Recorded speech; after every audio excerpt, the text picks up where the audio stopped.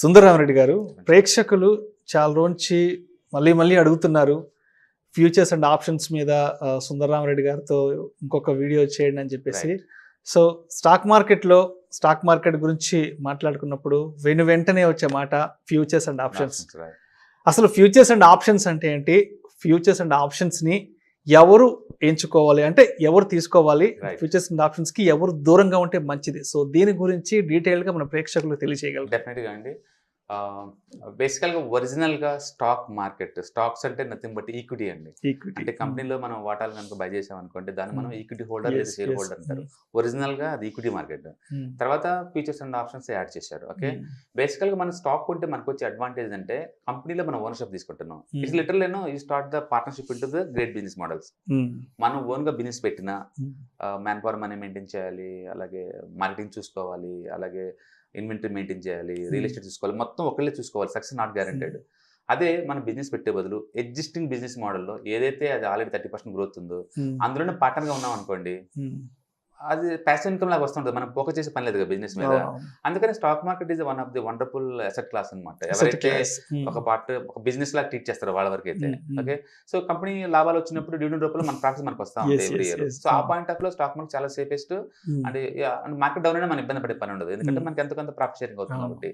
అందుకని ఎవరైతే ఈక్విటీ పక్కా safe market, చాలా చాలా సేఫ్టీ ఉంటుంది. అంటే బేసికల్ గా ఎవరైనా స్టాక్ మార్కెట్ లాస్ అయ్యి సూసైడ్ చేసుకున్నారు, స్టాక్ మార్కెట్ జోలు వెళ్ళి వాళ్ళు రోడ్డును పడ్డారు అంటే డెఫినెట్ గా వాళ్ళు ఈక్విటీ మార్కెట్ అయితే ఖచ్చితం కాదు. ఎందుకంటే ఈక్విటీ మార్కెట్ లో భరించలేనంత అపోయేంత ఛాన్సే లేదు. ఎందుకంటే నేను రిలయన్స్ కొన్నాను, ఆల్ టైమ్ హై 2200 దగ్గర కొన్నాను అనుకోండి. ఇప్పుడు లైవ్ మార్కెట్ లో అయితే 2000 కి వచ్చింది. నేను లాస్ అయింది 200. నేను ఎందుకు అమ్మాలి? లాస్ అంతే ఉంచుకుంటాను. That is India's leading great business model. నేను అమ్మాల్సిన అవసరం లేదు. కాకపోతే టైం వేస్ట్ అవుతుంది. 6 months 2 months 1 month ఇలా వేస్ట్ అవుతుంది. లాస్ట్ అమ్మాల్సిన అవసరం లేదు. అంటే మీరు మంచి బిజినెస్ మోడల్ కనుక మీరు బై చేస్తే, పర్టికులర్ లార్జ్ క్యాప్ స్టాక్స్ లో బై చేస్తే లాస్ వచ్చి అమ్మాల్సిన అవసరమే లేదు. ఒకవేళ మీరు అమ్ముతున్నారు అంటే టైం ప్రెజర్ అనే ఉండొచ్చు, లేదా లెవరేజ్ ప్రెజర్ అనే ఉండొచ్చు. లెవరేజ్ ప్రెజర్ అంటే ఏంది? నువ్వు ఎక్కువ మనీ, నీది కానీ మనీ నువ్వు యూజ్ చేస్తున్నావు. సపోజ్ మన ఇంటర్డే ట్రేడింగ్ చేస్తే చాలా మంది ఇంటర్డే లైక్ చేస్తారు. ఒకటే రీజన్ ఉంటుంది వాళ్ళ దగ్గర, అది స్ట్రాటజీ బెనిఫిట్ కాదు, లెవరేజ్ బెనిఫిట్ తీసుకుందామని. సెబీ రూల్స్ తేనంత వరకు అయితే 40 times వరకు లెవరేజ్ ఇచ్చారు. చాలా మంది బ్రోకర్ అది ఒక పెద్ద హానర్ లాగా మేము 40 times లెవరేజ్ ఇస్తామని ప్రౌడ్ గా అనౌన్స్ చేసేవాళ్ళు. ఇన్నోసెంట్ పీపుల్ కూడా ఏంటంటే 40 times మన ప్రాఫిట్ పెరిగింది కదా సింగిల్ డేనే అని చెప్పేసి వాళ్ళు రిస్క్ చూడకుండా రివార్డ్ కల్లా ఫోకస్ చేసేసి చేసేవాళ్ళు. బట్ ఈవినింగ్ 3:30 కల్లా మీరు 3:20 ఇంటర్డే అయితే కట్ ఆఫ్, ఆ టైం కల్లా నువ్వు క్లోజ్ చేయలేదు అనుకోండి, బ్రోకరే క్లోజ్ చేస్తాడు. సో దాన్ని టైం ప్రెజర్ అంటాం. అందుకని మీరు మీది కాని మనీ మీరు యూజ్ చేస్తున్నారు అనుకోండి, అది బ్రోకరేజ్ ఇచ్చిన లెవరేజ్ కావచ్చు, లేదా బయట బారో చేసిన అప్పుల నుంచి తెచ్చుకున్న మనీ కావచ్చు, మీరు వాడుతున్నారు అనుకోండి, డెఫినెట్ మీ ప్రెజర్ ఉంటుంది. అంటే మీ ఓన్ మనీ అయితే ఈక్విటీ మార్కెట్ లో లాస్ అయ్యే ఛాన్సే లేదు. ఓకే, అందుకని మనం ఏం చేస్తామంటే మీకు రిస్క్ అఫోర్డబిలిటీ ఎంత ఉంది, ఓకే, డిస్పోజల్ ఇన్కమ్ మీకు ఎంత ఉంది, మీ ఖర్చులు, మీకు వచ్చే ఇన్కమ్ ఎక్స్పెండిచర్ పోంగా నెట్ బ్యాలెన్స్ ఎంతైతే మిగులుతుందో అంత మనీ తోటి మీరు ఈక్విటీ మార్కెట్ గేమ్ ప్లే చేస్తే లాస్ వచ్చే ఛాన్సే లేదు. కాబట్టి టైం వేస్ట్ అవుద్ది. ఒక లాంగ్ టర్మ్ లో మీకు డెఫినెట్ గా బెనిఫిట్ అవుద్ది. ఆ పాయింట్ ఆఫ్ లో ఈక్విటీ మార్కెట్ చాలా సేఫ్టీ. అందుకని మీకు లో ఇన్కమ్ గ్రూప్ అయి ఉండొచ్చు, హై ఇన్కమ్ గ్రూప్ అయి ఉండొచ్చు, ఎడ్యుకేషన్ అయి ఉండొచ్చు, లేదా నార్మల్ అయి ఉండొచ్చు, డైరెక్ట్ గానీ ఇండైరెక్ట్ గానీ ఈక్విటీ మార్కెట్ లో మీరు ఎంటర్ అయితే you all get the benefit. అందులో రిస్క్ ఏం లేదు. ఓకే, బట్ పెన్నీ స్టాక్స్ అని, మల్టీ బ్యాగర్స్ అని చెప్పేసి అన్నోన్ బిజినెస్ మోడల్ వెళ్ళకూడదు. మీకు తెలిసిన బిజినెస్ మోడల్ కూర్చోవచ్చు, లేదా ఎక్స్పర్ట్ ఒపీనియన్ తీసుకుని అందులో ఇన్వెస్ట్ చేసుకోవచ్చు. So equity market safe and secure ఆ పాయింట్ ఆఫ్ వ్యూలో. ఓకే, రిస్క్ ఉంది అంటే రిస్క్ ఉంది, ఈక్విటీ అంటేనే రిస్క్. ఎవరైనా రిస్క్ లేదు అంటే అని చెప్తున్నారంటే వాళ్ళు అబద్ధం చెప్తున్నట్లు లెక్క. ఈక్విటీ అంటే రిస్క్, ఎందుకంటే నేను బిజినెస్ లోకి ఎంటర్ అవుతున్నాను యాజ్ ఎ పార్ట్నర్ గా. బిజినెస్ అప్ అండ్ డౌన్ ఇప్పుడు అవుతూనే ఉంటుంది. కానీ feature and options completely different game. Features options ఇవన్నీ ఎక్స్చేంజ్ ఓన్ ప్రాపర్టీ. మనం వాళ్ళ దగ్గర తీసుకుంటే మళ్ళీ బ్యాక్ ఇచ్చేయాలి ఎక్స్పైరీ కల్లా. అంటే ప్రతి ప్రొడక్ట్ కి పక్కన ఎక్స్పైరీ డేట్ ఉంటుంది. ఓకే, ఆ టైం కల్లా మళ్ళీ ఎక్స్చేంజ్ కి ఇచ్చేసేయాలి. సపోజ్ నేను రిలయన్స్ స్టాక్ ఉన్నాను అనుకోండి, ఒక 250 స్టాక్స్ నేను బై చేయాలనుకోండి, మీరు 5 lakh పే చేయాలి టోటల్ గా. అంటే ఈ రోజు 2000 into 250 స్టాక్స్ కి. అదే నేను ఫ్యూచర్ కాంట్రాక్ట్స్ లో నేను తీసుకున్నాను అనుకోండి, నేను పే చేసేది 1.2 lakh. అంటే నాకు అఫీషియల్ గా ఎక్స్చేంజ్ వల్లే నాకు లెవరేజ్ ఇస్తున్నారు. ఓకే, నేను కట్టేది 1.2. కానీ నీకు వచ్చే ప్రాఫిట్ లాస్ 5 lakh మీదే. ఓకే, నాకు ఇప్పుడు ప్రాఫిట్ వచ్చింది 1% స్టాక్ మూవ్ అయింది అనుకుందాం, నేను కట్టింది ఎంత 1.2 lakh. మీరేమో ఈక్విటీ తీసుకున్నారు, మీరు కట్టింది 5 lakh. ఇద్దరి మధ్య తేడా ఉంది. ఇప్పుడు 1% మూవ్ అయింది అనుకోండి, నీకు వస్తుంది 5,000, బట్ నాకు కూడా 5,000 వస్తుంది. కానీ నేను కట్టింది 1.2 lakh. అంటే నాకు రేట్ ఆఫ్ రిటర్న్ ఎంత వస్తుంది? రఫ్ గా 4 to 5% వస్తుంది. నీకైతే 1% కదా. సో ఆ విధంగా రివార్డు 4 to 10% దాకా వస్తుంది ఫీచర్స్ లో. రిస్క్ కూడా అంతే ఉంది కదా, రిస్క్ ఉంటుంది. రిస్క్ ఉంటుంది. అంటే ఈక్విటీ మార్కెట్ లో మీకు ఆ స్ట్రాటజీ వర్కౌట్ అవ్వట్లేదంటే ఫ్యూచర్స్ లో కూడా మీకు వర్కౌట్ అవ్వదు, ఇంకా ఎక్కువ లాస్ అవుతారు. అందుకని ఫస్ట్ ఈక్విటీ మార్కెట్ లో ట్రై చేయండి. మీ స్ట్రాటజీ వర్కౌట్ అవుతుంది అనుకోండి, హై ప్రాబిలిటీ ఉంది అనుకోండి, అప్పుడు ఫీచర్స్ ట్రై చేసి తప్పేం లేదు. అంటే ఫీచర్స్ ఎవరికి అంటే రిస్క్ ని ఎవరైతే మేనేజ్ చేయగలుగుతారో వాళ్ళకి మాత్రమే. అందుకని ఇక్కడ ఏంటంటే పొజిషన్ సైజింగ్ అంటారు. పొజిషన్ సైజింగ్ అంటే రిస్క్ రివార్డ్ ని బ్యాలెన్స్ చేయడం. నీ దగ్గర కేవలం 1.2 లాక్ ఉంది, గేవరే మనీ లేదనుకోండి, మీరు ఫ్యూచర్ జోలు పోకుండా better. Even though you are eligible to trade into ఎఫ్&ఓ, ఎందుకంటే మీ దగ్గర 1.2 లాక్ ఉంది. ఊహించండి రేపు మార్కెట్ గ్యాప్ డౌన్ తో ఓపెన్ అయింది, లేదా రిలయన్స్ లో ఇంకేదైనా బ్యాడ్ న్యూస్ వచ్చేసి స్టాక్ కనుక ఒక 5% మైనస్ లో ఓపెన్ అయింది అనుకోండి, మీరు లిటరలీ 25,000 లాస్ అయ్యారు ఆల్రెడీ బై ఓపెనింగ్ తోనే. సైకలాజికల్ ఎంత స్ట్రెస్ ఊహించండి, మీరు పెట్టింది 1.2 లాక్, ఆల్రెడీ మైనస్ 25,000 లో మీరు లాస్ లో ఉన్నారు. అదే నేను ఈక్విటీ తీసుకున్నాను అనుకోండి, అది -2 లో ఓపెన్ అయితే నాకు ఎందుకు, -10 లో ఓపెన్ అయితే నాకు ఎందుకు, నేను అమ్మను కదా ఇమీడియట్లీగా. It meant for long term point of view. అందుకని షార్ట్ టర్మ్ లో ఈ వాలటిలిటీకి నేను అసలు ఎఫెక్ట్ అవ్వను, ఈక్విటీలో కూర్చొని ఎవరు ఎఫెక్ట్ అవ్వరు. యాక్చువల్గా ఎంత ఇంట్రాడే లో వాలటిలిటీ అన్న విషయం కూడా తెలియకపోవచ్చు. ఓకే, అందుకని ఫీచర్స్ చాలా risk game.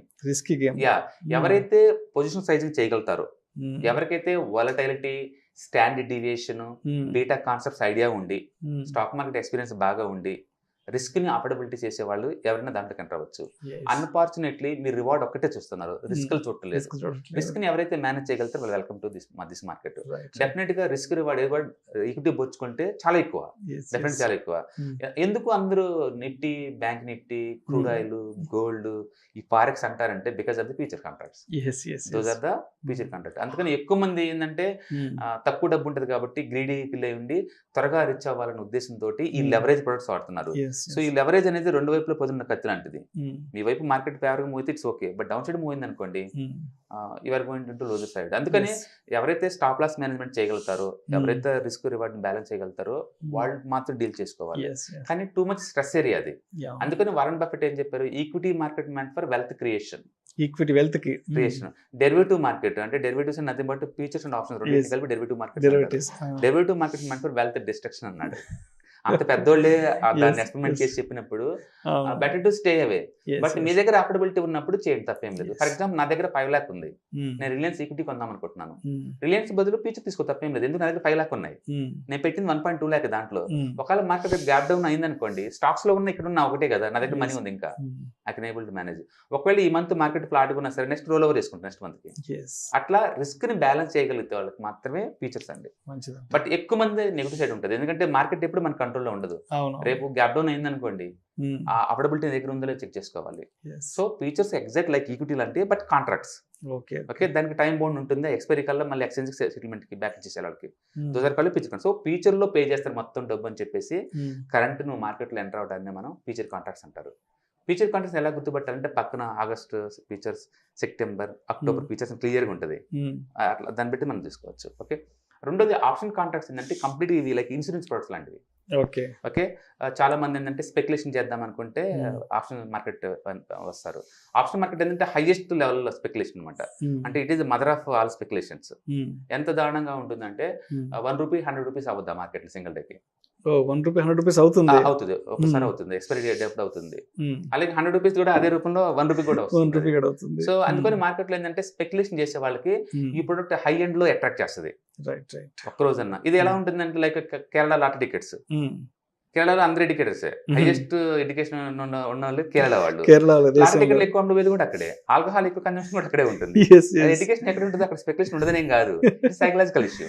Okay right. So but అందరూ తెలుసు లాటరీ టికెట్లు ఎవరైతే కొంటారో వాళ్ళందరూ తెలుసు 99% నాకు రాదు అనే విషయం, మరి ఎవరు ఒప్పుకోరు.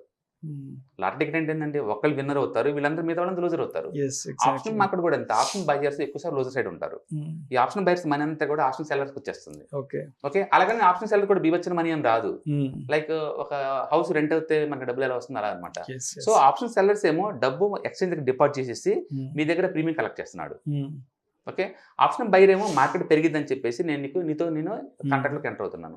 సో బేసిక్గా 2 రకాల ఆప్షన్స్ ఉంటాయండి, call option, put option. Call option కొనే వాళ్ళు మార్కెట్ డెఫినెట్ గా పెరిగిద్దని తీసుకుంటారు. కాల్ ఆప్షన్ అమ్మే వాళ్ళు మార్కెట్ పెరగదు అంటే సైడ్ వేకి వెళ్ళొచ్చు లేదా డౌన్ అవ్వచ్చు వాళ్ళకి అమ్ముతా ఉంటారు. సో కొన్న వాళ్ళు అమ్మిన వాళ్ళకి ప్రీమియం పే చేయాలి.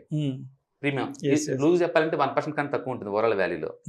ఓకే, అమ్మిన వాళ్ళు మాత్రం ఎక్స్చేంజ్కి డిపాజిట్ చేయాలి. ఫ్యూచర్ షార్ట్ కొడితే ఎంత మనీ డిపాజిట్ చేయాలో అంత Yes, money yes. Exchange deposit చేయాలి. అక్కడే ఒక టెస్ట్ ఉంది. అదేంటంటే మీ దగ్గర కనుక పోర్ట్ఫోలియో ఉందనుకోండి, వేరే వేరే స్టాక్స్, వాటిని బ్రోకర్కి క్లాట్ సెక్యూరిటీ ఇవ్వచ్చు. మనీ ఏం పెట్టకుండా జేబులో రూపాయి కూడా ఆప్షన్ అమ్మచ్చు మీరు. బట్ ఆ money meant for only option సెల్లింగ్కే. ఆప్షన్ బయింగ్కి అలౌ చేయరు అనమాట. మీరు అట్లా ఆప్షన్ సెల్లర్స్ అందరూ ఏంటంటే పెద్ద పెద్ద పోర్ట్ఫోలియో ఉన్నారు వాళ్ళందరూ. వాళ్ళు ఏంటంటే ఇప్పుడు మార్కెట్ రిలయన్స్ 2000 దగ్గర ఉందనుకోండి, 2500కి పెరగదని చెప్పేసి అమ్మేస్తా ఉంటారు. వాళ్ళ దగ్గర ఆల్రెడీ స్టాక్స్ ఉన్నాయి కదా, పెరిగితే ఎలాగో ఈక్విటీలో మనీ పెరిగితే వస్తుంది, పెరగకుండా ఉంటే ఆ మనీ తిరిగి వస్తుంది. అట్లా ఎక్స్ట్రా ఇన్కమ్ కోసం వాడతారు. అంటే పెద్ద పెద్ద పోర్ట్ఫోలియో వాళ్ళందరూ కూడా కంపల్సరీ ఆప్షన్ మార్కెట్ ఎంటర్ అవుతారు. వాళ్ళు స్పెక్యులేషన్ సైడ్ ఉండరు, ఎక్స్ట్రా ఇన్కమ్ కోసం వాళ్ళు ఎంటర్ అవుతారు. రిటైలర్స్ అందరూ ఏమో స్పెక్యులేషన్ కోసం ఎంటర్ అవుతా ఉంటారు, నిరంతరం లోజర్ సైడ్ ఉంటారు వాళ్ళు. మూడోది ఏంటంటే మన పోర్ట్ఫోలియో హెడ్జింగ్ చేసుకోవచ్చు. సపోజ్ ఇప్పుడు మార్కెట్ పడిపోతుంది అనుకోండి, రిలయన్స్ డ్రాప్ అవుతుంది అనుకోండి, దాన్ని ఎలా ప్రొటెక్ట్ చేసుకోవాలి? అందుకని రిలయన్స్ మీ దగ్గర కనుక 250 స్టాక్స్ ఉన్నాయి అనుకోండి, మీరు ఏటీఎం పుట్ ఆప్షన్ కొన్నారనుకోండి, ఓకే, 50% ప్రొటెక్షన్ దొరికింది. లేదా 2 లక్షలు కొన్నారనుకోండి ఏటీఎం, 100% ప్రొటెక్షన్ దొరికింది. అప్పుడు నిజంగా మార్కెట్ పెడితే ఈక్విటీలో మీరు లాస్ అవుతారు, బట్ ఇక్కడ మనీ వస్తుంది మీకు. ఓకే, అట్లా హెడ్జింగ్ కోసం మీరు ఆప్షన్స్ వాడుకోవచ్చు, స్పెక్యులేషన్ కోసం వాడుకోవచ్చు, ఎక్స్ట్రా ఇన్కమ్ కోసం వాడుకోవచ్చు. అందుకని వాటికి ఏంటంటే మీకు హై ఎండ్ సాఫ్ట్వేర్స్ కావాలి, లైక్ iCharts.com అది కావచ్చు, లేదా సెన్సిబుల్ కావచ్చు, ఆప్షన్ అరాకిల్ కావచ్చు, ఓకే, క్వాంట్ యాప్ ఉంది. ఇలాంటి ఏదైనా సరే మీ దగ్గర ఒక హై ఎండ్ సాఫ్ట్వేర్స్ కనుక్కుంటే మీరు దాన్ని ట్రాక్ చేసుకుంటూ కూర్చోవచ్చు. ఎందుకంటే ఆప్షన్స్ టైం డీకే ఉంటుంది. ఒక్కరోజు టైం వేస్ట్ అయినా మనీ లాస్ అవుతారు మీరు. లైక్ ఐస్ క్రీమ్ లాంటిది ఆప్షన్ మార్కెట్, రోజు మెల్ట్ అవుతా ఉంటుంది. But equity features like cake లాంటిది, 2 days తినకుండా దానికి స్పాయిల్ అనేది ఏముండదు.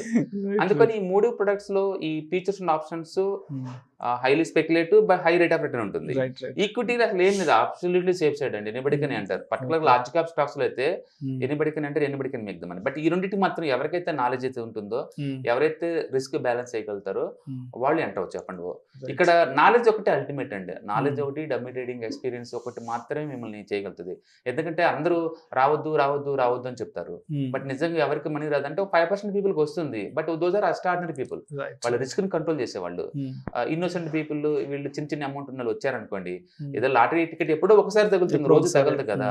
అందుకని ఎవరికైతే చార్టింగ్ నాలెడ్జ్ బాగుంటుందో, ఎవరైతే రిస్క్ బ్యాలెన్స్ చేయగలుగుతారో వాళ్ళు తీసుకోండి. సపోజ్ నాకు 1 రూపాయలు అనుకోండి, 1 lakh పోయి నాకేం కాదు, బట్ నీ దగ్గర 1 lakh ఉంది అనుకోండి, 1 lakh పోతే మీ దగ్గర పోయేది ఏముంది, మొత్తం జీరో అయిపోతుంది. దాన్ని మనం పొజిషన్ సైజింగ్ అంటాం, రిస్క్ రివార్డ్ ని బ్యాలెన్స్ చేసేలాగా ఉండాలి. అందుకని ఉన్న అమౌంట్ మొత్తం తోటి మాత్రం 80% మీరు గేమ్ ప్లే చేయకూడదు. ఓకే, డెఫినెట్ గా ఎప్పటి వస్తూ అందరూ అనుకున్నట్టే వెల్త్ డిస్ట్రక్షన్ అయితే కాదండి. హెడ్జింగ్ కోసం వాడుకోవచ్చు, ఈక్విటీ మార్కెట్ హెడ్జింగ్ కోసం వాడుకోవచ్చు, ఎక్స్ట్రా ఇన్కమ్ కోసం వాడచ్చు. ఓకే, అప్పుడప్పుడు మీకు డ్యామ్ షూర్ అనుకుంటే స్పెక్యులేషన్ కోసం కూడా వాడచ్చు. మీరు ఎలా వాడుతున్నది మీ ఎక్స్పర్టైజ్ బట్టి ఉంటుంది తప్ప దాని జోలు పోమాకండి, అది రిస్క్ అని మనం సింగిల్ కొటేషన్ చెప్పలేము. It's all about your the way of dealing with markets. మేము అప్పుడప్పుడు ఆప్షన్స్ అమ్మేస్తూ ఉంటాం, దాని అంతా మేము ఇది అవుతుంది కదా, మన దగ్గర స్టాక్స్ ఉంటాయి కాబట్టి ఆ లాస్ అయితే ఎక్స్ట్రా ఇన్కమ్ కింద వస్తుంది, మాకు ఇన్కమ్ వస్తూ ఉంటుంది. అలాగే అప్పుడప్పుడు స్ట్రాటజీలు వాడుతూ ఉంటాం. అంటే ఒక మార్కెట్ పెరిగింది అనుకున్నాం అనుకోండి, ఒక ఏటీఎం కాల్ కొని దూరం ఇంకొక ఏటీఎం కాల్ అమ్మేస్తావు. ఓటీఎం కాల్, ఏటీఎం కొంటున్నాం, ఓటీఎం అమ్మేస్తున్నాం. మార్కెట్ పడిపోయింది అనుకోండి, మాకు 50% లాస్ అవుతాం. మార్కెట్ పెరిగింది అనుకోండి, ఇక్కడ నుంచి ఇక్కడ దాకా మనీ వస్తుంది. మొత్తానికి సేఫ్టీ గేమ్ ఉంటుంది. అందుకని ఆప్షన్ మార్కెట్లో ఎంటర్ అయ్యే వాళ్ళు ఖచ్చితంగా స్ట్రాటజీస్ ఫాలో అవ్వాల్సిందే. నేకెడ్ బయింగ్ సెల్లింగ్ 2 రిస్కే. Okay, so futures options 2 exchange products కాబట్టి తిరిగి మనకి ఎక్స్చేంజ్కి ఇచ్చేసాల్సిందే ఎండ్ ఆఫ్ ది ఎక్స్పైర్ కల్లా మీరు మన దగ్గర ఉండిపోతారు. Thank you so much Sundara Reddy గారు. ఎందుకంటే చాలా మంది ఆడియన్స్ అడుగుతున్నారు, సో మీ ద్వారా ఫ్యూచర్స్ అండ్ ఆప్షన్స్ కాన్సెప్ట్ చెప్పించండి. Thank you sir, thank you so much. Thank you.